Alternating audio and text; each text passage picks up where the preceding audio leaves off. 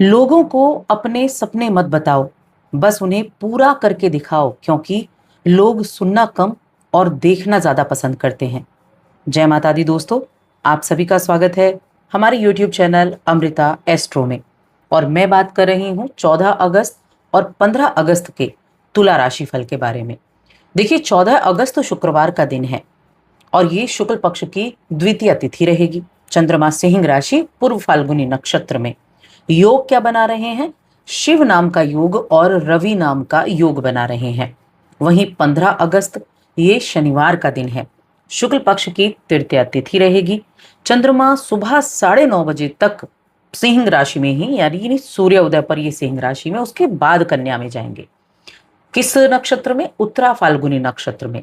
शिव नाम का योग, सिद्ध नाम का योग और रवि नाम का योग बनने वाला है। अब ये इन दो दिनों का जो ग्रहों की स्थिति बात की, नक्षत्र की बात की, इनकी जो प्रभाव है वो कैसे इन दो दिनों को प्रभावित करेगा, क्या कुछ विशेष होगा, क्या चीजें अच्छी, किन चीजों में सावधानी, ये सारी चीजें हम विस्तार से जानेंगे।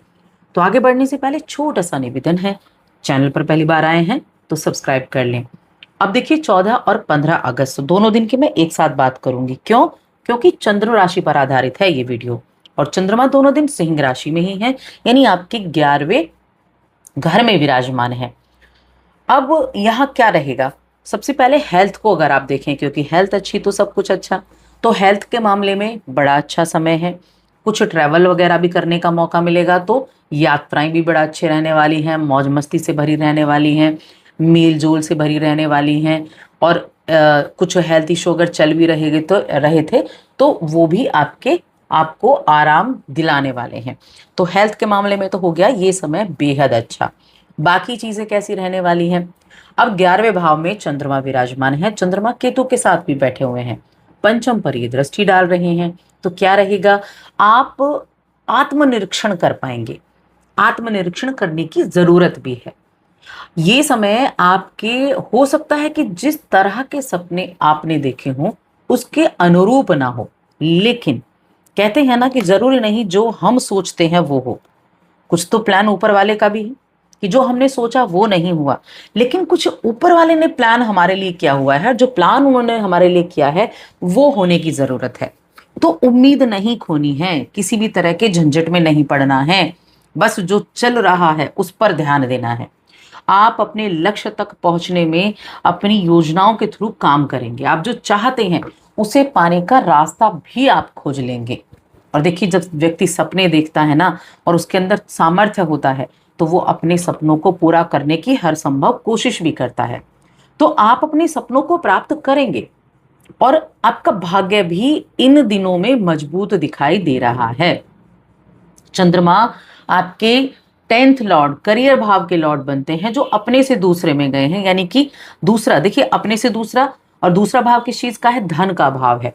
और ये जो जहां 11वें भाव में ये बैठे हैं, ये क्या है? इनकम का भाव है, लाभ का भाव है, समाज का भाव है। राशि कौन सी?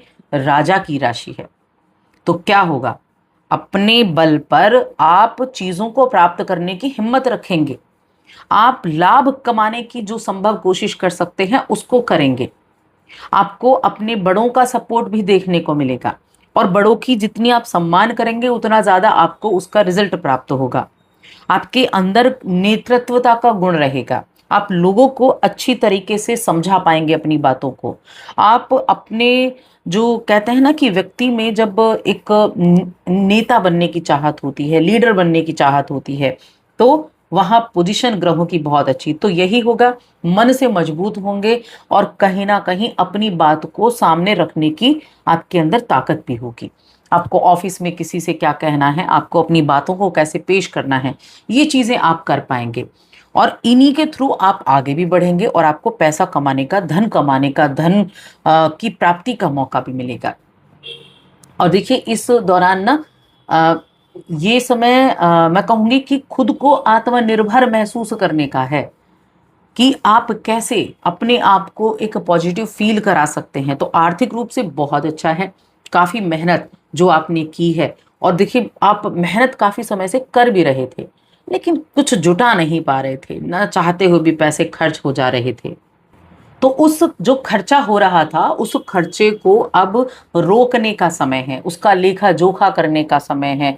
क्या खर्च हुआ और कितना आपको बचाना है और कितना आप करने वाले हैं, उसका जो एक कहते हैं ना, एक बजट प्लान करना, एक अच्छे से नोट बनाकर रखना और फिर उसके अनुसार काम करना, उसके लिए ये बहुत उत्तम समय है। सामाजिक मेलजोल भी बढ़ेगा, आप अपने आप को भी खुश रखेंगे, सुकून देने वाला रखेंगे। और साथ में आप कुछ जो आपके पेंडिंग बिल पड़े हुए थे, कुछ आपने किसी से उधार ले रखा था, उन उधार को भी चुका सकेंगे।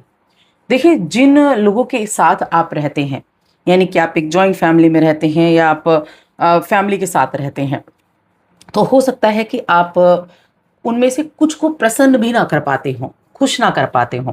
तो एक चीज हमेशा याद रखें कि हर एक व्यक्ति को आप खुश नहीं कर सकते। आपने अपनी तरफ से कोशिश की, और जब आपकी कोशिशें भी नाकाम हो तो आपको जिस तरीके से आप काम कर सकते हैं, जिस तरीके से आप रह सकते हैं, उस पर आपको ध्यान देना है। संभल कर आपको काम करना है। जो आपके साझेदार हैं, अगर आप पार्टनरशिप में बिजनेस करते हैं, उनका सहयोग मिलेगा। अगर किसी काम को आप बड़े लंबे समय से टालते आ रहे थे ना, तो उस काम को पूरा करने का ये बहुत अच्छा समय है। इन 2 दिनों में आप उस कार्य को कर सकते हैं, क्योंकि बिजनेस के मामले में ये 2 दिन बहुत ही ज्यादा उत्तम होने वाले हैं। और कई बार होता है कि एकदम जिंदगी के बीच में ना बड़ी आपाधापी चल रही होती है कि समय नहीं निकल पाता है।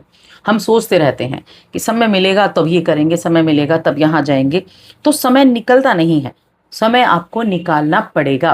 और देखिए, जिन चीज़ों से आपको बहुत मन को शांति मिलती है, कुछ ऐसे भाव होते हैं जिन चीज़ों से आपको शांति मिले, कहीं जाकर किन्हीं से मिलकर कुछ, या मैं कहूँ सामाजिक चीज़ों में भाग लेकर, धर्म कर्म के प्रति भी उन कार्य को करने के लिए आपको समय निकालना पड़ेगा। अपने पसंदीदा काम को आपको करना पड़ेगा, क्योंकि ये आपको मोटिवेट करते हैं। अगर आप अपने काम में इतना व्यस्त हैं कि अपनी ही जो आपको खुशी देने वाली चीज़ें हैं उनको आप नहीं कर पा रहे हैं, तो वो आप डिमोटिवेट हो जाते हैं। आप कहीं न कहीं मेंटली बहुत ज़्यादा डिस्टर्ब हो जाते हैं, तो ये चीज़ें आपको देखनी होंगी। बाकी जीवन साथी के साथ जो है मिला-जुला स्वभाव रहेगा, प्रेम जीवन के मामले में मिला-जुला रहेगा। थोड़ा-सा हो सकता है कि जीवन साथी का जो व्यवहार है ना, वो आपके प्रति थोड़ा बेरुखा हो, तो उसका आपको यहाँ पर ध्यान रखना होगा। अपनी पेशेंस थोड़ा-सा बनाकर रखना होगा इन 2 दिनों में, कि किसी भी तरीके से नोक-झोंक आपकी ना हो जाए, ये देखना है आपको। बाकी समाज में अच्छा रहेगा, सामाजिक चीज़ें अच्छी रहेंगी और लोग आपकी खातिरदारी भी करेंगे, लोग आपकी बातों को समझेंगे भी। वहीं शिक्षा के मामले में देखा जाए तो शिक्षा के मामले में भी अच्छा है, क्योंकि यहाँ से चंद्रमा पंचम भाव को देख रहे हैं, तो कहीं न कहीं आपके लिए चीज़ें जो हैं वो अच्छी होने वाली हैं। अब उपाय क्या करना है? तो देखिए, शुक्रवार और शनिवार का उपाय है। शुक्रवार का दिन जो होता है माँ लक्ष्मी का दिन होता है, और आप माँ लक्ष्मी की आराधना करें, उनको लाल पुष्प अर्पित करें, और वहीं पर बैठकर आप जो माँ लक्ष्मी का एक बीज मंत्र है ना, वो आप बैठकर, बीज मंत्र को आपको बोलना नहीं है, बीज मंत्र आपको लिखना है 108 बार। ये आप ज़रूर करें, और आप इस दिन से लेकर अगले शुक्रवार तक ये करके देखें, आपको बहुत अच्छा रिजल्ट उससे देखने को मिलेगा। तो ये कार्य आप कर सकते हैं। तो बस आज की इस वीडियो में इतना ही।